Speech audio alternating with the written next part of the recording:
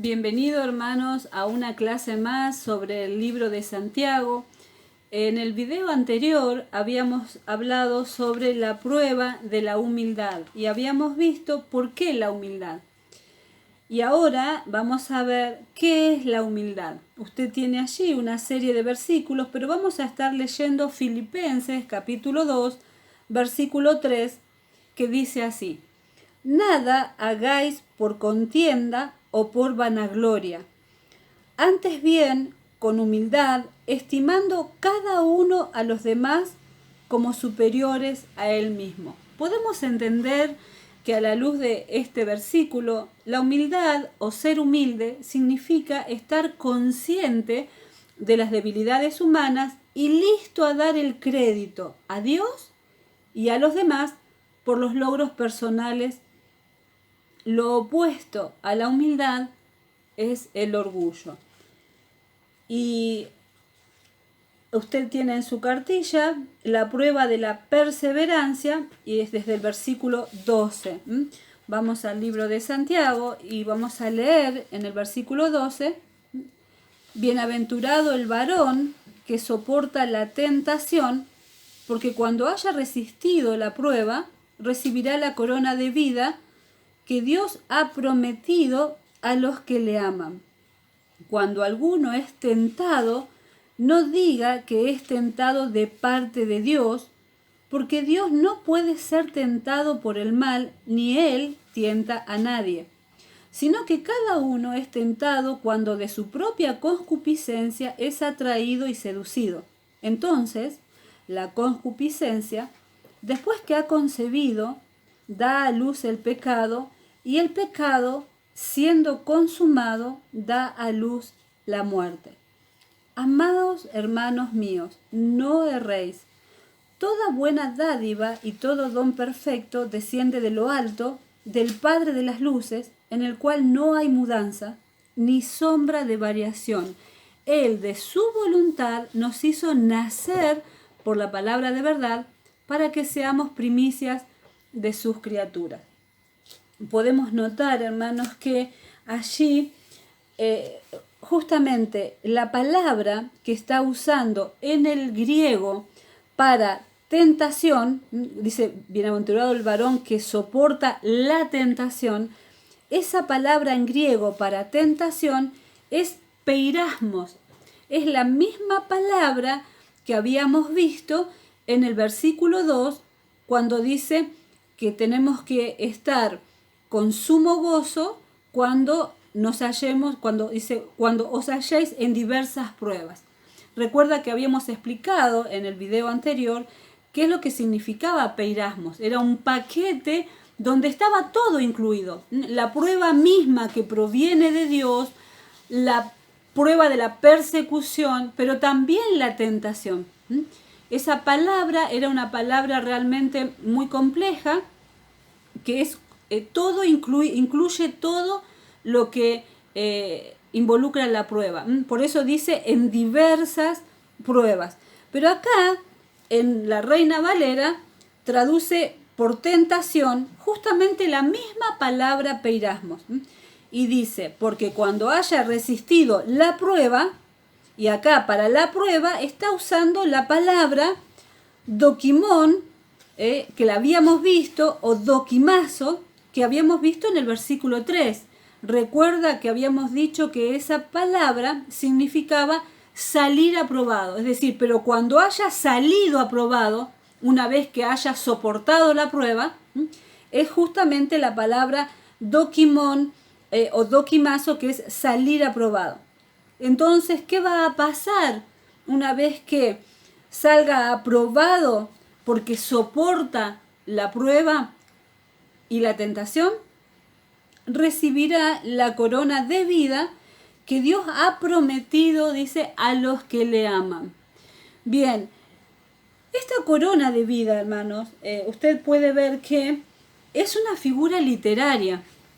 Sabemos, usted, si no lo ha estudiado todavía, no se preocupe, lo va a estudiar en Bibliología 2, la parte de hermenéutica sagrada, donde vamos a poder, nos va a dar herramientas para analizar los textos de la Biblia que están en un lenguaje especial como es el lenguaje figurado, donde vamos a poder ver todas las figuras literarias o muchas de las figuras literarias. Si ya lo vio, le voy a refrescar la memoria, pero si no lo vio, usted no se preocupe, que lo va a estudiar más adelante y va a tener la comprensión completa. Corona de vida, en este caso, es justamente una figura literaria. Está usando una palabra para poder significar, una palabra para poder mostrar algo que no lo puede mostrar de otra manera. Por ejemplo, mostrar, muchas veces uno no puede mostrar demostrar la paz. Y entonces, ¿cómo se simboliza la paz? Con una paloma, porque no tiene cómo mostrar, cómo describir o escribir paz. Entonces, cómo poder demostrar el término. Entonces, se hace con una paloma. Bueno, en este caso, la corona de vida, ¿qué significa? Ese es el premio que vamos a obtener. Dice Santiago, cuando dice bienaventurado, está diciendo que es doblemente feliz porque va a recibir la corona de vida, en griego estepanos, corona de laureles con que se premiaban a los vencedores en las pruebas atléticas. Esta corona justamente va a tipificar o significa la felicidad aquí, en esta tierra. Es esa vida abundante que Cristo tiene para los que le aman y para los que justamente pueden soportar cada prueba, porque esa prueba va a producir frutos en la vida del creyente. Hemos escuchado muchas veces que la fe tiene que ser probada, que Dios prueba nuestra fe para conocer nuestro talante espiritual. Y eso es un error, hermanos, porque Dios no necesita conocer el talante de nuestra fe, porque Él ya lo sabe todo. Dios conoce todo. Dios nos conoce desde antes de la fundación del mundo. Ya estábamos en su corazón. Entonces, no es que Dios esté ignorando algo y necesite enviar una prueba para ver cómo vamos a reaccionar, si le vamos a seguir amando, si vamos a volver atrás. No, Dios ya lo sabe todo. Lo que somos probados somos nosotros, los creyentes. ¿Por qué? Porque nosotros vamos a conocernos a nosotros mismos de cómo actuamos y cómo reaccionamos ante la prueba. En realidad es una prueba para nosotros, para trabajar en nuestra vida, para salir justamente, habíamos hablado, con madurez, con firmeza. Dios ya sabe cómo vamos a reaccionar. Los que tenemos que conocernos somos nosotros. Dios está trabajando realmente en nuestra vida. Entonces, cuando escuchamos que Dios prueba nuestra fe para saber cuánto le amamos, para saber la firmeza de nuestra fe, Dios ya lo sabe. No podemos ocultarle absolutamente nada. Esta corona de vida, déjeme decirle que quizás muchas veces se entienda y usted ha escuchado que esa corona de vida, esa corona que vamos a recibir, va a tener tantas perlas como almas hayamos ganado para Cristo. Y no, hermanos, es una figura literaria, está justamente figurando la vida plena que Dios tiene soportando la prueba. Dios tiene aquí en esta tierra, pero también en la vida que nos espera, esa vida venidera, esa vida eterna. Si fuera la corona, si todos tendríamos realmente y literalmente una corona para nuestra cabeza y en esa corona estarían las perlas, me pregunto, los grandes evangelistas de renombre, con todas las almas que se han convertido en sus campañas, tendrían que tener una cabeza enorme, porque su corona sería enorme para que pudiera estar encastradas todas las piedras de todas las almas que han sido ganadas para Cristo mediante la predicación del Evangelio. Y por otro lado, hermanos, pongámonos a pensar que no tiene sentido, porque ¿qué haría la corona en nuestra cabeza? En nuestro orgullo, es decir, yo miraría cuántas piedras tiene la corona del que está al lado mío, cuántas tiene aquel. No ese es el sentido bíblico. En el cielo no va a pasar eso. La corona literalmente es la vida abundante que comienza ya aquí en esta tierra y que se va a prolongar obviamente por toda la eternidad. Es una nueva clase de vida que es justamente la vida verdadera mediante Jesucristo. Santiago dice que si el cristiano se enfrenta con las pruebas de la vida, con la firme constancia que Cristo da, la vida se le convierte en algo infinitamente más espléndido que antes. Es decir, que la lucha nos va a hacer más fuerte y va a hacer que disfrutemos justamente esa vida que tenemos o que Cristo nos da.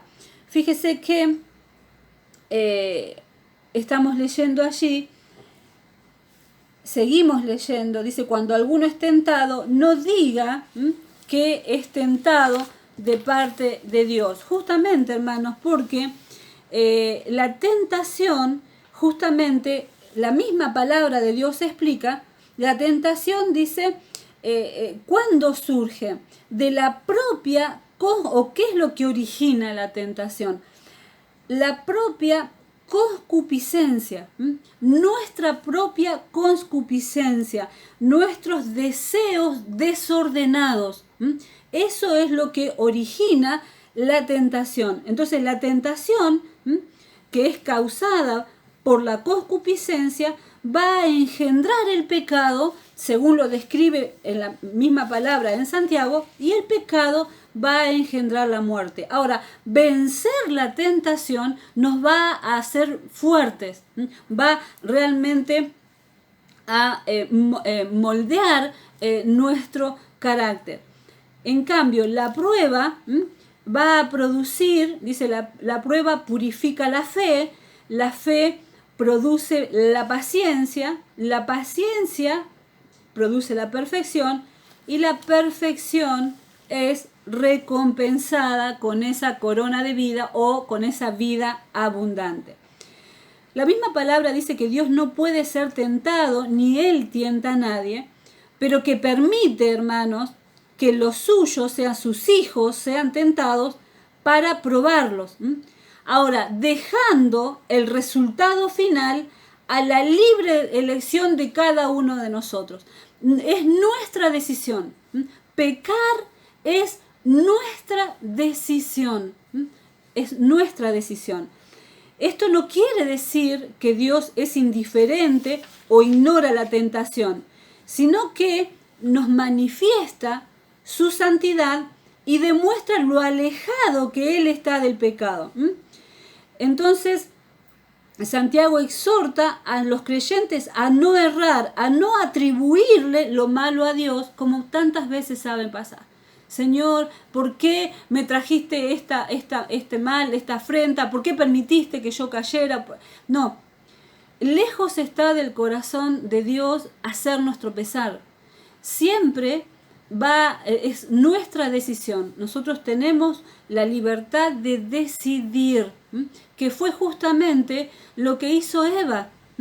Eva decidió comer de la manzana. Podría haberse negado. Tuvo decisión propia. ¿Cómo vencer la tentación? Muchas veces decimos que el Señor no permita que esto me pase, porque no sé cómo voy a reaccionar. ¿Cómo vencer la tentación? Justamente rehusando ceder ante la tentación. Tenemos que decir, no voy a caer, no voy a ceder. Llenando la mente de las promesas de Dios y de la palabra de Dios. Constantemente estar meditando en la palabra de Dios y en sus promesas. Recordando, hermanos, que Dios es bueno con nosotros, la bondad de Dios para con nosotros. Fíjese que, y dependiendo de Dios, obviamente, con una dependencia absoluta a Dios, podemos realmente vencer la tentación. Allí en 1 Corintios capítulo 10, versículo 13 dice, fiel es Dios. Los que dicen ser creyentes no deben justificar el pecado con excusas simples de seres humanos. O sea, somos seres humanos y por eso somos imperfectos. O de que en esta vida todos los nacidos de nuevo siguen pecando con palabras, pensamientos y acciones. Pablo asegura allí en Corinto, que no hay razón por la que ningún creyente verdadero tenga que caer de la gracia de Dios. El Espíritu Santo claramente afirma que Dios les concede a sus hijos la gracia suficiente para vencer cada tentación y así resistir el pecado. Dios es fiel y la fidelidad de Dios se va a manifestar de dos maneras. Él no permitirá que los creyentes sean tentados más allá de lo que podamos soportar y además va a proveer con cada tentación una manera por la que se pueda resistir la tentación y vencer al pecado. Se puede soportar toda tentación y escapar de ella si hay un deseo sincero y una dependencia de la fidelidad y del poder de Dios. Hermanos, solamente una mente indisciplinada y un corazón no comprometido son los vulnerables y también los que están ociosos, los que están sin hacer nada. Es tierra fértil realmente para ceder a la tentación. Fíjese que en el versículo 16 dice, hermanos míos, no erréis.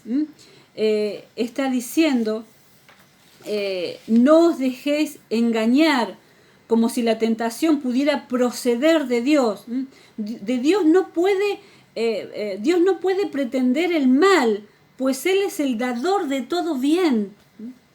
Santiago hace hincapié en la gran verdad de que todos los dones, en griego dosis, que es la acción misma de dar, y todo regalo, en griego dorema, dádiva concreta, que Dios envía, son buenos y perfectos, sin ningún defecto, quiere decir. Fíjese que insiste allí, dice, toda buena dádiva y todo don perfecto desciende de lo alto y del Padre de las luces, y en el cual no hay mudanza, dice, en el cual no hay mudanza ni sombra de variación. Ahora, Pablo usa esto, para estos dos términos, Santiago está usando en estos dos términos, son términos de astronomía, mudanza, en griego paraliagé, y sombras fugaces, en griego tropé. Las dos palabras expresan los cambios de los cuerpos celestes, las variaciones en la duración del día y de la noche, en el recorrido del sol, las fases de la luna. La variabilidad es una característica de todas las cosas creadas, pero el Creador no cambia. Todo lo creado sufre variación, pero Dios, que es el Creador, nunca cambia, hermanos. Entonces, fíjese que esto realmente es importantísimo para nuestra vida, saber que Dios nunca cambia. Usted va a ver allí en el versículo 18, dice, Él de su voluntad nos hizo nacer por la palabra de verdad para que seamos primicias de sus criaturas. El cristiano, allí en su cartilla, usted va a ver que dice, la prueba de la experiencia, de nuestra experiencia. Eso es lo que vamos adquiriendo también, hermanos, con cada prueba, con cada situación, experiencia. Y además también adquirimos un conocimiento justamente experimental, una relación experimental con Dios y un conocimiento experimental con Dios. Fíjese que en su cartilla dice: el cristiano experimenta el nuevo nacimiento por voluntad de Dios. Es decir, uno es o no es salvo. No hay término medio. El propósito de Dios es la manifestación de su gracia. La palabra de verdad es el Evangelio, y el propósito de Dios al enviarlo es que el hombre nazca de nuevo a una nueva vida. El nuevo nacimiento nos introduce en la familia y propiedad de Dios. En el Antiguo Testamento era ley que todos los primeros frutos tenían que ser consagrados a Dios. Se ofrecían a Dios en un culto de acción de gracias porque le pertenecían. Así que cuando nacemos de nuevo por la palabra verdadera del Evangelio, pasamos a ser propiedad de Dios como se hacía con los primeros frutos de la cosecha.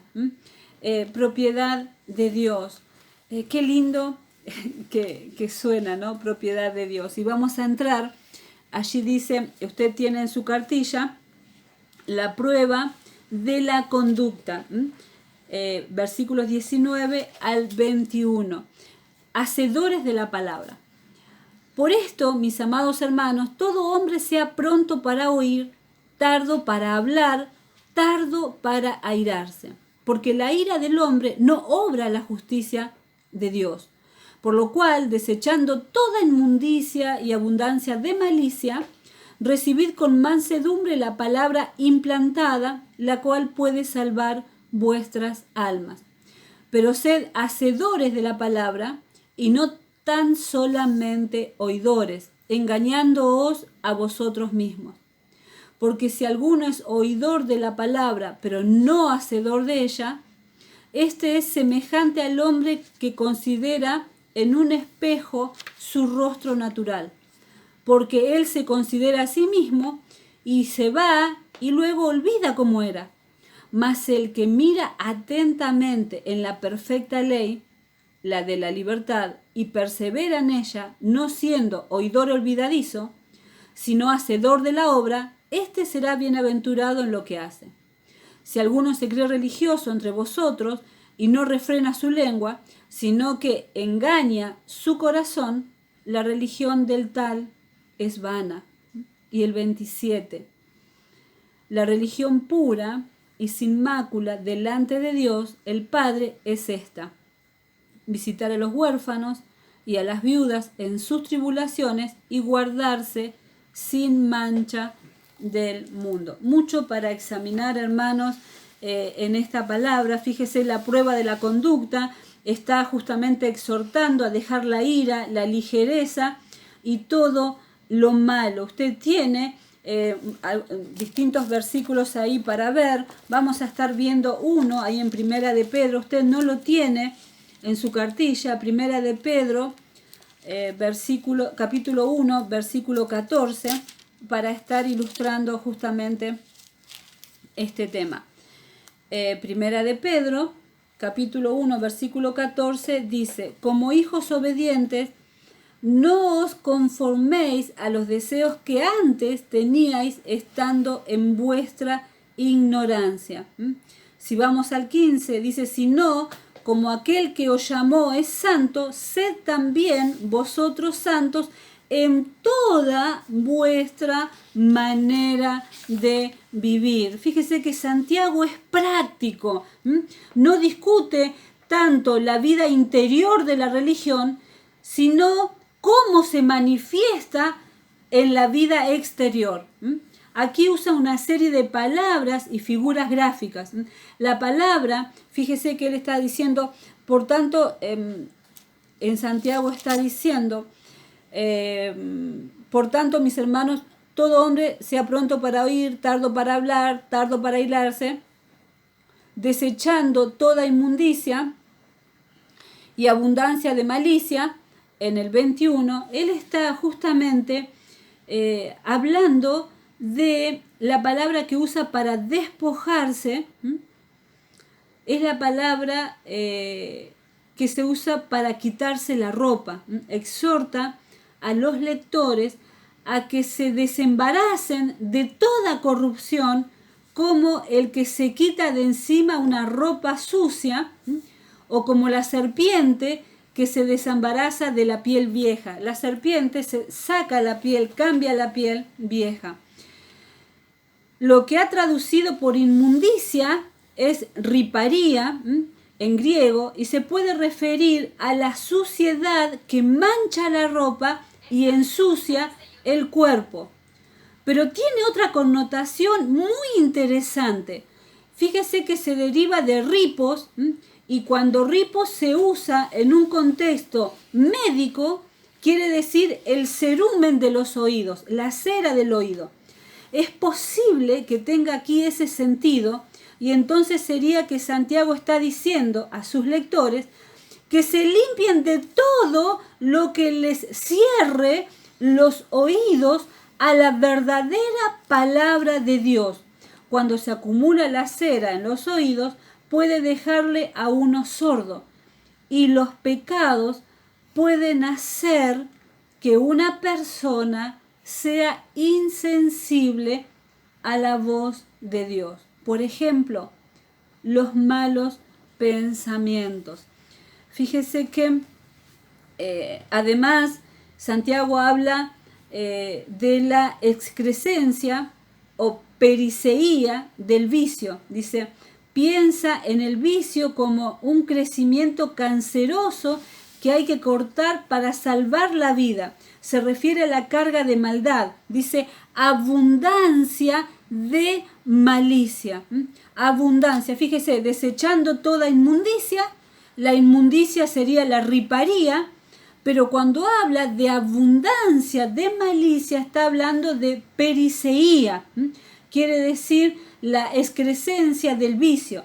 Piensa en el vicio como un crecimiento canceroso que hay que cortar para salvar la vida. Se refiere a la carga de maldad, a la abundancia de malicia. La excrescencia es esa protuberancia que se establece en las carnes y en la superficie de las diferentes partes del cuerpo. Un tumor. Entonces está diciendo justamente a eso, a cortar ese tumor para que no produzca más maldad. Seguimos en el siguiente video.